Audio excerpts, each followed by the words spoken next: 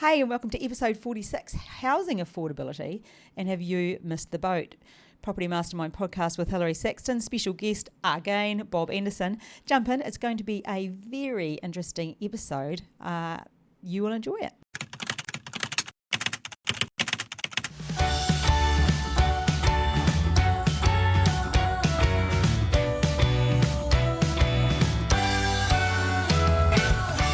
Hey, and welcome to episode 46, Property Mastermind podcast with Hilary Saxton. Housing affordability, have you missed the boat? But before we jump in, a bit of housekeeping. The book that we give away this week, it goes to Nizo Kule. Nizo Kule is your first name. It's the second name, Shukulwana. So, Nizo Kule, congrats. You have won a copy of Property Millionaires Exposed. It's a bit of light nighttime reading for some inspiration to get into property development. Bob's Bob's chapter starts at page 121, isn't it, Bob? I think so. Yeah, you think so. I'm sure you... Well, you can start there and then read the rest afterwards. Yeah, why not? Or even just read Bob's, but he will sign that and we'll get that in the mail. If you would like to win a copy of that, remember to comment favourably and subscribe to our YouTube channel and you will go in the draw. We get a notification every time somebody subscribes so we know who you are and you will be put in the draw and you could well win your own book. So, Bob. Yes. Thanks for coming down the hallway again into the podcast room. You're welcome. And helping me set the lights up. And what else did you do? Got some water to drink. You did get the water to drink. Yeah, I'm a man of many talents. Well, we need water. Bob and I just had the last week spent Easter in isolation because we caught COVID. So we're a bit husky. A little bit husky, but we're good now. We're past the stage where you lock yourself away from society. Yeah, we're back out into society today. It's been excellent. Anyways, housing affordability. How bad is it? And how do you know if you've missed the boat, Bob? Well, it's going to be different for everybody. It's a hot subject, but it always is, because Australian real estate keeps going up in value, and we haven't seen much wages growth for quite a while, and so it's a hot subject. It was a hot subject to a degree leading into the last federal election, and it's always around, particularly with the growth that we've had, in the last probably 18 months or so. And you know what, Bob? Both of those things, like the increase in property in the property market and wages, have both been dramatically affected by what's gone on, like COVID. It's been it's blindsided, hasn't it? Really, it's blindsided the entire world. Yeah, it has, and we've come out about the situation where wages, assuming you've got a job, haven't grown much for a long time, like I said, but properties have gone up, and it's that relationship between your income and what you pay for a property. That's what's, put a lot of pressure on affordability. And there is the housing report, the affordability, or the demographic international housing... Affordability report. Affordability report, yeah, that's a mouthful. I know. It's a mouthful. Bit of nighttime reading Bob threw under my nose and said, check this out. Yeah. I didn't read it all, Bob. Well, I mean, let's distill it down. What they've done is they compare wages to the mean value of property in a particular, maybe a city, let's say. And they go around about 90 plus jurisdictions around the world, various countries, and check it out. And Australia's well represented, I have to say, in the... It's probably something you don't want, though, Australia, do we? No, it's not a prize you want to win. So where is Australia? What are the cities ranked at? What have we got going on there? Sydney, as expected, is the second least affordable, I should say, the second least affordable city in the world. That's crazy. Congratulations, all you people. Well done, all you people in Sydney. You've come second. Who came first, Bob? Hong Kong. Really? Yeah. I mean, I can remember years ago it was Tokyo. I don't know where Tokyo ranks now. It's almost, off the chart somewhere. But, 5 Australian capital cities made it to the top 20. I know New Zealand came in at number 8. Auckland came in at number 8. It did, and that doesn't surprise me at all. No, I've got a son in Auckland, and a lot of people say, he had to give away. He said he had to give away his liver. I know his kidney. He gave away a kidney to buy a house. Yeah, future sold his kidneys. So yeah, they're up there. But I mean, some of the other cities, there's a little list there. What do you got? You got a list I can see. The list here that I actually printed out. Well, how'd the Australian cities go? Could you tell me about those? Melbourne 5? came in at number 5. Number 5. Melbourne came in at number 5. So it goes. Read through them. Yeah. So don't Melbourne. Well, Sydney number 2. I think Melbourne was number 5. Adelaide. Don't have the exact number here, but it looks about 13 down for me. It's 14. 14th. Yep. Brisbane 17th, and Perth 20th. Wow. Perth. I didn't think Perth would have slipped into the top 20. But there you go. That's crazy, isn't because it? Remember what they're comparing is the value of property versus income, and or if you like, how many years average salary does it take to buy a house? That's another way. And so those multipliers, Sydney is 15.3. So what they're saying there is that it takes about over 15 years at the average salary to equal the value of a house in Sydney, 15 times. It's not like the monetary value you pay, because if you watch those American renovation programs, which I could be quite partial to watching on occasion, they often have like a house for sale for like $394,000, and I always think, man, that's so cheap. Yeah. We're so used to seeing 1.4 million, 1.6 million. Yeah, and there's certainly parts of the states that hold up, but there's a lot of cheaper parts as well. And some of those programs are getting a bit long in the tooth. But Melbourne, 12.1 times. Adelaide, 8. So a big drop there. Sydney, 15.3 sorry. times. The 15.3 times your annual salary to buy a house in Sydney. Wow, okay. 12.1 times for Melbourne. Big drop down Adelaide. Basically 8 years salary to buy a house in Adelaide. About 7.4 in Brisbane, 7.1 in Perth. So, but there you go. 5 of our cities made it to the top 5. There's some that I thought would have been right up the top, like London. I mean, the cost of living is pretty high. Was London even on there? Oh, it came in just above Adelaide. 13th. Yeah. London came in. New York. I mean, like when you travel there, when you go to London, you go to New York. I think, geez, everything's expensive. I haven't been to New York yet. Big hint there, Bob. I haven't been to New York yet. It's 19th. I can't hear. It's It's 19th on the list. You can't hear me.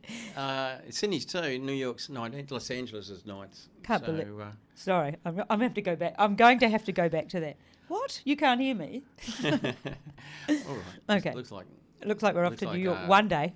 Well, it looks like we get New Zealand out of the way first, and then maybe we get back to New York. But sorry, I've digressed. You have digressed, but that's okay. So yeah, look, that's how they run. But I mean, it's to be expected. I mean, we've had a huge run to real estate, haven't we? Off the back of COVID.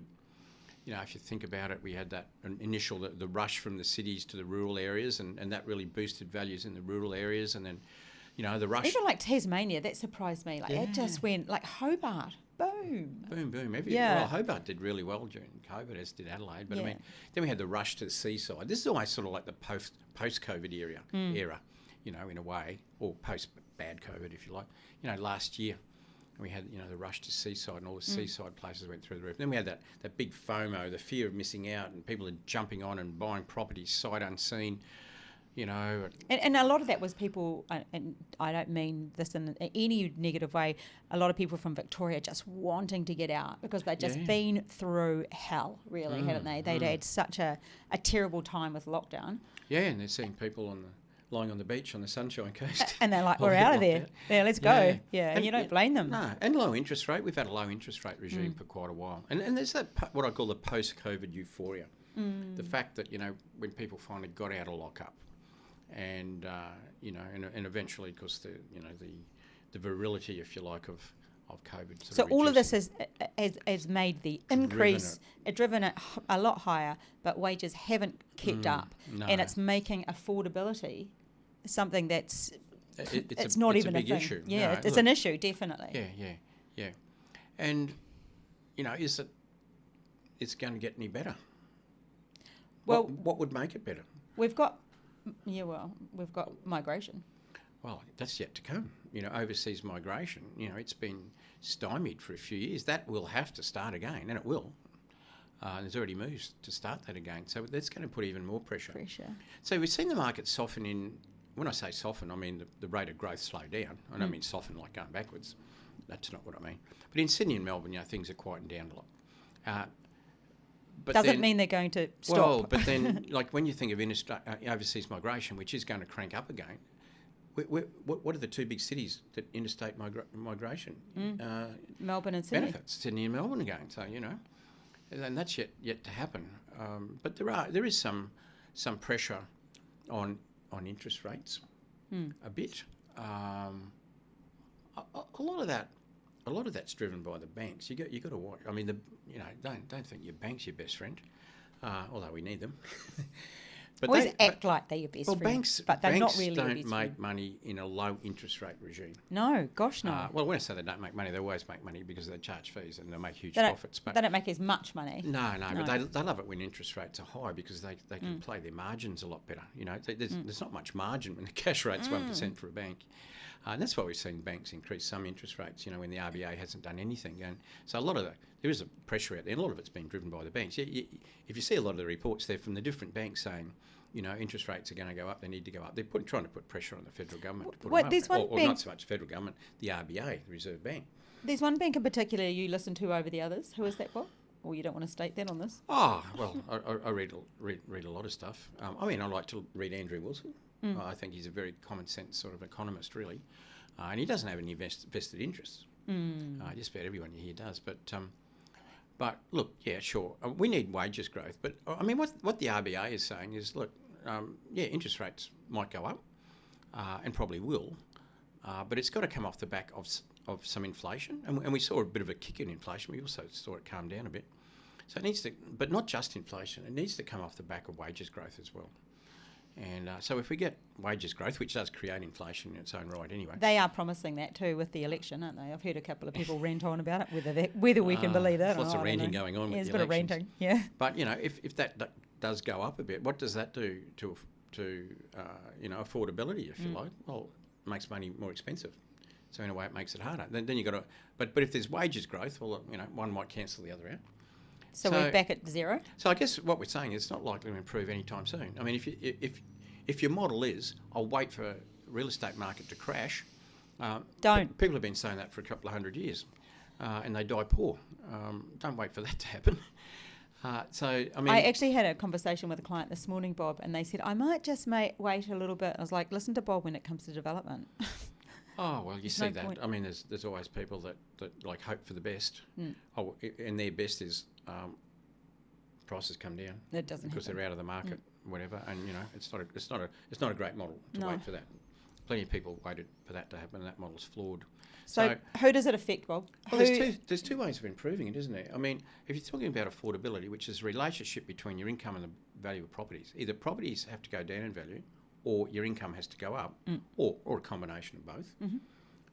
Perfect storm. Yeah. So if values didn't move up much and wages went up a fair bit, that would help affordability.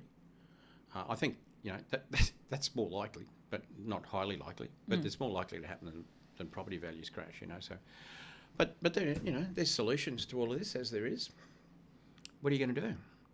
But first of all, who is most affected really by the affordability of housing? Well, who do you think? I think the younger generation. Definitely. And the older generation. Well, some of the older generation that maybe aren't in the market. Younger generations, certainly, because they're young and they may not have reached a point yet where they qualify for serviceability. They haven't. I mean, there is the first home owner scheme, and with the different incentives at the moment, you don't have to have much in terms of deposit, but you certainly have to be able to prove a level of serviceability. So some of them don't have that serviceability. That's the biggest issue at the moment, rather than, a deposit. But they haven't reached that point yet where they can. And you might have, kids in high school even thinking ahead, So it is that younger cohort. And as you say, older people who are out of the market, and they might have been out of the market because they've never bought a property. They might be out of the market through bad luck. Gambling on the pokies or horses. I don't put gambling as bad luck. I don't think you can. Some people do. I don't think you can gamble all your money away and call it bad luck. Oh my goodness, I know somebody who did, but anyway. Oh, I know people that do, but I mean, don't call it bad luck. But people have been through a divorce. Been smashed in a divorce. people who maybe had a business go badly for them. Actually, I know another demographic is those that sold just prior to the most recent hike and then find it really difficult, who didn't have a huge amount of equity, but they still had a property. So if they'd stayed there, now they almost don't have enough equity to get back in. I actually know of 2 people in that scenario. Yeah. Or if they can get back in, they're coming back in at a lower level than they were they're living before. inland. So there are people who sold a reasonable house. They've been out of the market for like 2 years, and now they want to buy back in that same, let's say, same suburb. They can't buy back in, or if they do, their house is like half the size of the one before in not the best street in the suburb. And so they've got a bit of a problem too. So it's these people that are going to struggle where affordability is a dirty word for them. You know, it's a very upsetting word for them. I feel sorry for that situation. But what can you do about it? Is there an answer? Is there a solution? That's the point. Well, like we said, 2 things: income, the value of property. So what if you were able to get property a fair bit cheaper all of a sudden? And I don't mean property values drop. What if you could create property cheaper than what the normal person could buy it for? And what if you could also make more income, make more money? I mean, if you could do both of those, then you're back in the game in a big way. There you go. There's your solution. Well, it's easy to say. Yeah, easier said than done, though, isn't it? So how do you do that? Well, we could go with, what about property development? Now, there's a novel thought. What about that? Because that means you are creating properties at a cheaper... At cost. So it's cheaper than buying it at retail. Yeah, so as developers, we create property at raw cost, not wholesale, definitely not retail. Of course, when we talk about affordability, we're talking about people with the average price of a property, which is the retail price of a property. Developers create that. For instance, a $600,000 townhouse. Let's just take one townhouse in isolation. Could be out of a 3-pack, doesn't really matter. If they're worth $600,000, we create them for $500,000. And that's assuming there's no growth in the market while we're doing that. Now, if there is, well, even better. So that $100,000 head start that we get as a developer on let's just say that townhouse, and it doesn't have to be a townhouse. It could be a land subdivision where we build a house. It could be a duplex, whatever. That's a head start. So Bob, that's a deposit. People listening right now are thinking, yeah, all good and well, Bob, but what if we don't have enough money to do a development? Well, that's when we start to think about creative strategies like joint ventures. Let's just say we learn how to do a development, and we know how to find a development. We know how to understand if it's going to be a decent one or not.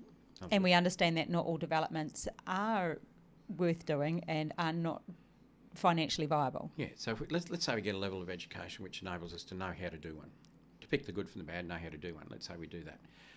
Well, and we don't have the money to do it. Well, you'd have to adopt one of the creative strategies, and been teaching that forever, something like a joint venture. So let's just say you found three townhouses. Oh, I'll simplify it even more. Let's just say you found a decent duplex site that stacks up, that works, that makes a profit. Well, you get a money partner in and do a joint venture where the other partner puts the money in, you do the work because you know how to find it, you know how to do it, and you share the profit at the end. Well, that means you getting one townhouse at cost price, and the other partner gets a townhouse at cost price of that duplex, 2 duplex, 1 unit each at cost price. Now, whether you sell or whether you keep, it's up to you. You just got to structure it correctly. So your one out of that is you get a townhouse at cost price. It's worth a retail price, but you get it at cost price. And remember, you were the developer. You didn't put the money in. And this is a very normal strategy. We have people doing this right now. You've got to use the right sorts of structures. But, I mean, you did ask the question, how could you get a property at developer's cost price if you don't have the money to start? And that's how you could do it. Mm-hmm.